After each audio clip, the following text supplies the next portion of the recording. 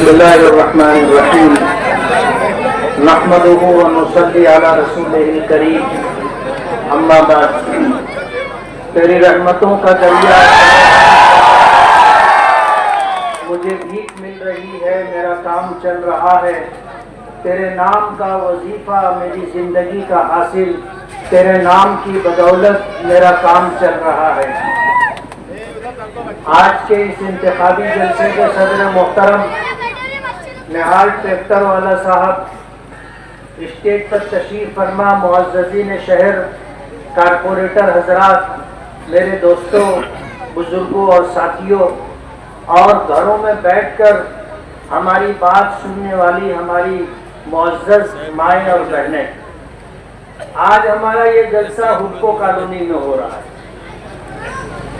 यही वो इलाका है कि 2019 में जब हम लोग वोट मांगने के लिए इस इलाके में आए थे, तो इसी टन से थोड़ा आगे बढ़े तो कुछ नौजवानों ने हमारा रास्ता रोका, दादागिरी की बात की,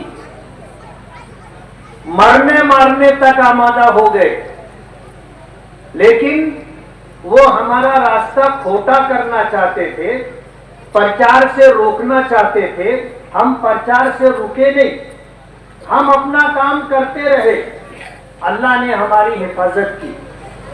इस मर्तबा 2024 के इलेक्शन में हिंगलाज नगर में 20-25 नौजवानों ने मगरिब के बाद जब अंधेरा हो गया तो हमारा रास्ता रोका। बताने वालों ने हमें बताया कि उनके अज़ाइम और इरादे अच्छे नहीं थे। 20-25 नौजवानों का और उनके साथ हमारी कुछ माओ और बहनों को भी उकसाया गया था कि अंधेरे का फायदा उठा करके हमारे साथ ज्यादती की जाएगी। लेकिन कहते हैं ना, जिसे अल्लाह रखे उसे कौन चखे। हम जरा भी नहीं डरे, किसी किस्म का खौफ ना खाते हुए अपना काम करते रहे। हम पर हाथ डाला गया। हमारे साथ जो नौजवान थे उन्होंने हाथ झटक करके हमारे पीछे आकर के खड़े होकर के उन्होंने हमारा साथ दिया, बचाया।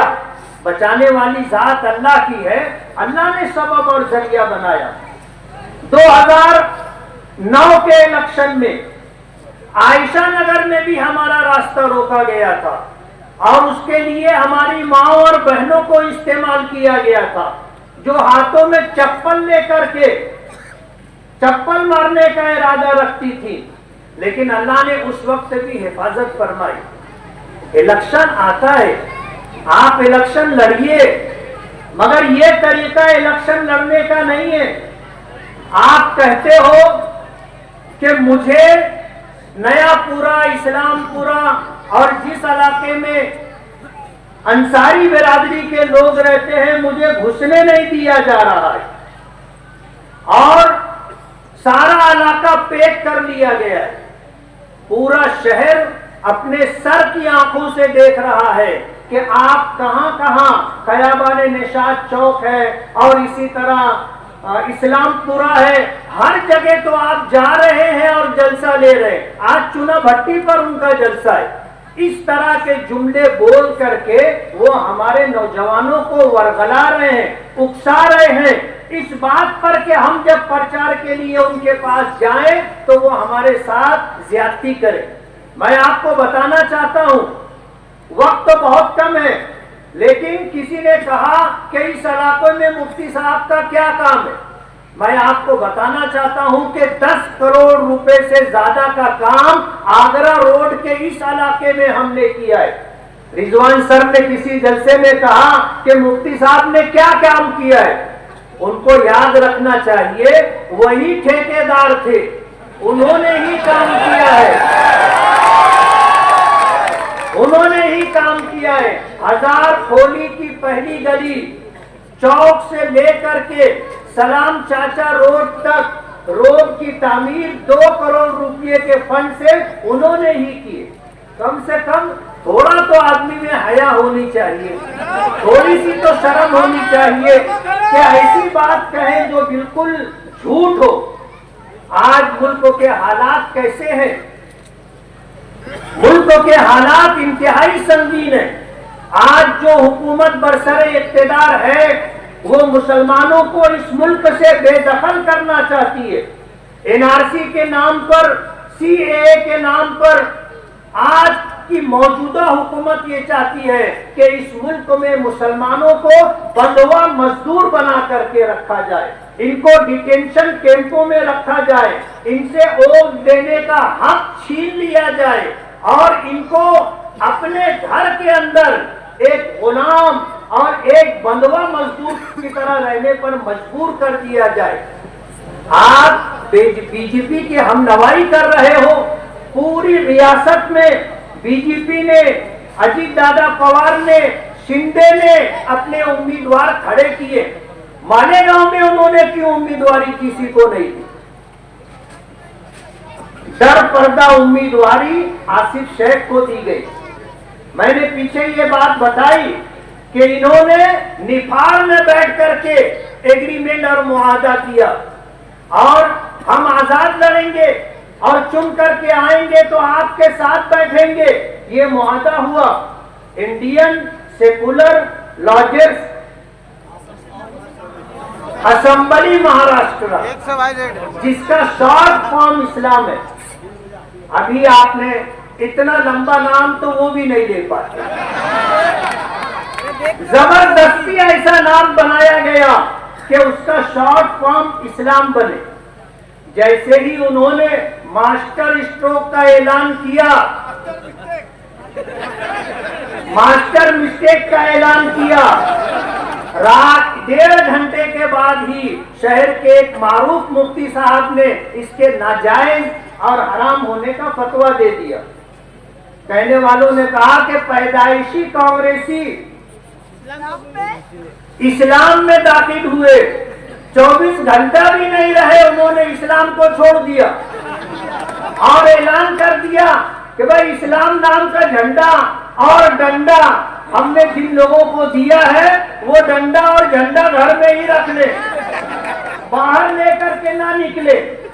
इस्लाम से इतनी चिढ़ हो गई आपको। इस्लाम आपने छोड़ा तो छोड़ा, लोगों को भी कहा कि घर ही में इसको रखो, बाहर मत निकालो।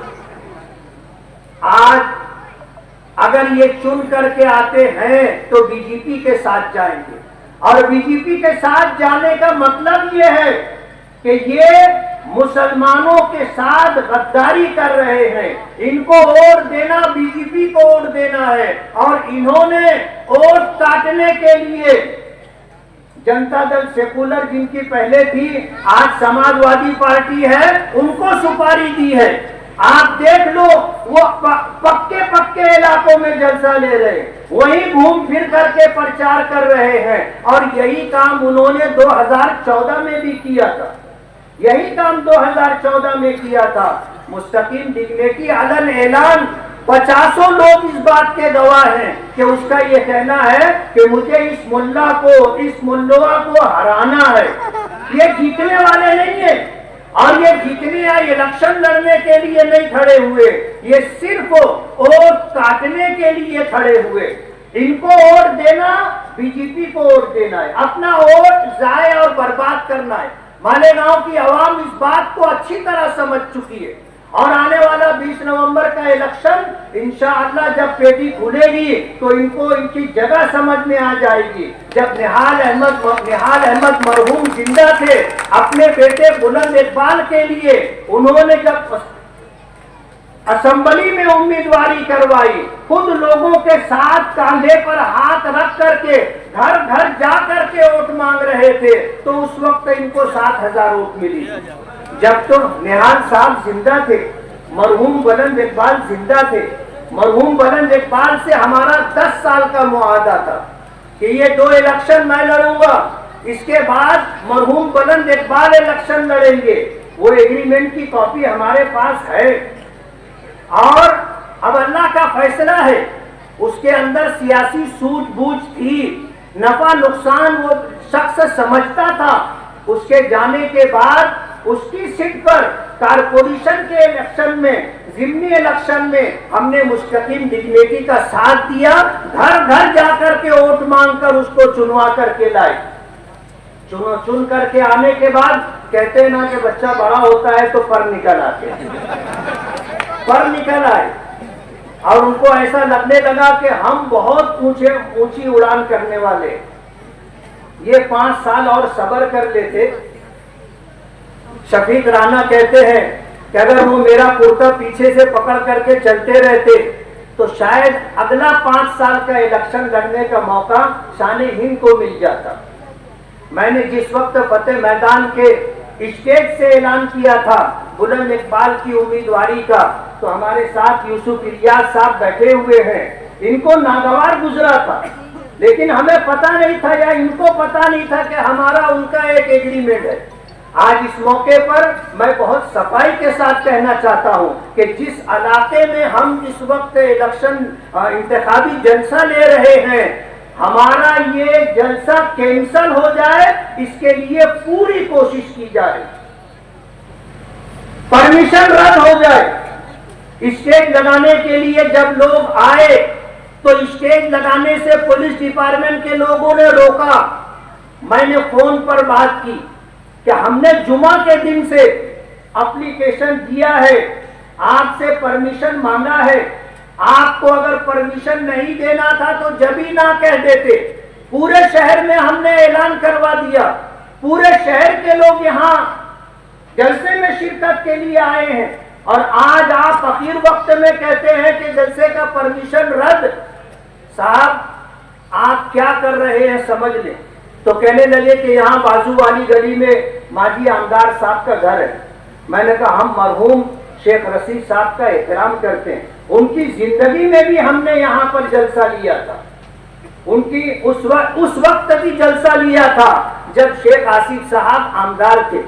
हमारे जरिए से कोई लॉ एंड ऑर्डर का मसला पैदा नहीं होता, हम तो अपनी बात करते हैं, इस शहर के हक में जो बेहतर है वो बात करते हैं, हम लड़ाई झगड़े की बात नहीं करते। पुलिस डिपार्टमेंट सोच रही थी कि बहुत बड़ा तनाजा हो जाएगा, बहुत बड़ा झगड़ा हो जाएगा। अल्हम्दुलिल्लाह हम उनमें से नहीं है। हम जुल्म नहीं करते, लेकिन जुल्म को बर्दाश्त भी नहीं करते। इस इलाके में जो लोग रहते हैं वो किस माहौल में रह रहे हैं और किस डर और खौफ के साथ सहन करके रह रहे हैं, मेरी बात से इस मोहल्ले के रहने वाले इत्तेफाक करेंगे।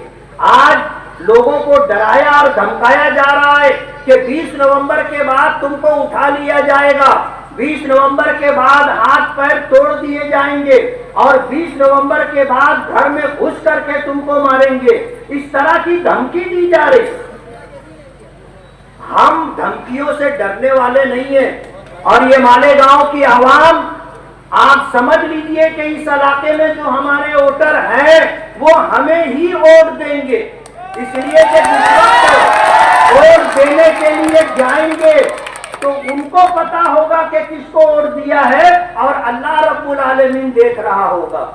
आज जिनको आपने घेर रखा है और बंधुआ मजदूर बना लिया है और आज घर घर जाकर 200-200 रुपया बांटा जा रहा है, आप ऐसा समझते हैं कि जिन्होंने पैसा ले लिया वो आप ही को वोट देंगे। एक बुजुर्ग के पास एक इलेक्शन करने वाला उम्मीदवार गया और जा करके कहने लगा कि बाबा ये 1000 रुपया ले लो, मुझे वोट दे दो। तो उसने कहा कि मैं मेहनत मजदूरी करने वाला आदमी हूँ, आप मुझे 1000 रुपया मत दो, आप मुझे एक गधा दे दो। तो वो शख्स बाजार में गया, बहुत तलाश किया तो कम से कम जो कीमत थी गधे की वो 40,000 थी, बछड़े की कीमत 25,000, गाय की कीमत 20,000। घूम फिर करके वो आदमी आया, आकर के कहने लगे कि बाबा वो गधा तो 40,000 का है, तो मैं आपको कैसे गधा दूं? बाबा कहने लगे कि बेटा तूने मेरी कीमत एक गधे से भी कम लगाई। एक गधे की कीमत 40,000 और तू मुझ जैसे बुजुर्ग आदमी को 1000 रुपये में खरीदना चाहता है। थोड़ी सी तो गैरत तेरे अंदर होनी चाहिए। मैं आपको बताना चाहता हूँ, 1000 बर्फ गिरे, 1000 आंधियां आए, जो फूल खिलने वाले हैं हर हाल में खिलेंगे। जो हमारे वोटर हैं इंशाअल्लाह वो हमें ही वोट देंगे। आप चाहे कितना पहरा लगा लो और कितना ही लोगों को डरा धमका करके रखो, लेकिन होगा वही जो मेरे रब का फैसला होगा। हम इलेक्शन लड़ रहे हैं और हालात साजगार हैं। दादागिरी गुंडागर्दी चलने वाली नहीं है। आप नशे का कारोबार करके करोड़ों रुपया कमा करके हमारी माँ और बहनों को आप 200 रुपये में खरीदने की बात कर रहे हैं। हमारी माएँ और बहनें समझती है कि अगर इनका पैसा नहीं लिया गया तो ये हमें परेशान करेंगे, हमारे बच्चों को परेशान करेंगे। आज वो आपका पैसा ले रहे हैं, किन मजबूरियों के तहत ले रहे हैं वो जानते हैं। इसलिए आज इस मौके पर मैं ये कहना चाहता हूं कि हमने कभी बिरादरीवाद नहीं किया, हमने कभी लोगों को बिरादरी में नहीं बांटा, हमने कभी बिरादरी की बात नहीं की। मैं कहूं तो शायद आपको इस बात का एहसास हो जाएगा कि हमने कारपोरेशन इलेक्शन लड़ा, हमने हाजी नजमुद्दीन को मेयर बनाया, वो शेख थे बिरादरी के। हमने मेयर बनाया अब्दुल मालिक साहब को, ये भी शेख हैं। हमने मेयर बनाया इब्राहिम शेख नेशनल वाला को। हमने तो बिरादरी नहीं देखी। सियासत में तो हमने ताहिरा मैडम को भी मेयर बनाया, ताहिरा मैडम को भी मेयर बनाया था। लोगों ने हमसे बहुत कुछ कहा, हमने यही बात कही कि हम सियासत में शहर की तामीर और तरक्की देखना चाहते हैं, हम सियासत में बिरादरीवाद नहीं देखना चाहते। हमने कभी ये बात नहीं की। आज ये सबको बिरादरी के नाम पर जमा करना चाहते हैं। मैं आपसे बहुत आजिज़ाना गुजारिश करता हूँ कि आप इस झांसे में ना आए। हाथी के हाथ दांत दिखाने के और खाने के और हैं। ये सिर्फ इस शहर में चुनकर आना चाहते हैं और इनके अज़ाइम और इरादे क्या हैं और शहर में क्या कर रहे हैं लोगों की जमीनों के साथ। अब्दुल मालिक साबिक मेयर ने आपको ये बात बताई है। इसलिए मेरी ये गुजारिश है कि आने वाले इलेक्शन में 20 नवंबर 2024 बुध के दिन जो इलेक्शन होगा, आप सुबह सवेरे अल्लाह का नाम लेकर नमाज पढ़कर अपने घर से निकलें और सुबह सवेरे वोट डालें। हमें बताने वालों ने बताया है कि ये तकरीबन 34,000 बोगस वोटों की तैयारी करके रखे हैं और इस सिलसिले में हम भी छानबीन में लगे हुए हैं। अगर आप अव्वलीन वक्त में जाकर वोट दे दोगे तो ये आपका बोगस वोट नहीं डाल सकेंगे। आप इतनी मेहनत करें और इतनी लंबी लाइन लगाएं कि बोगस वोट देने वाले थक जाए बोगस वोट देने में। आप अपना असली वोट दें और आप कोशिश करें कि आप इस शहर की तामीर और तरक्की। महायुति सरकार हमें महाविकास आघाड़ी से डराती है और महाविकास आघाड़ी हमें बीजेपी से डराती है। पिछले हम मुसलमान हैं।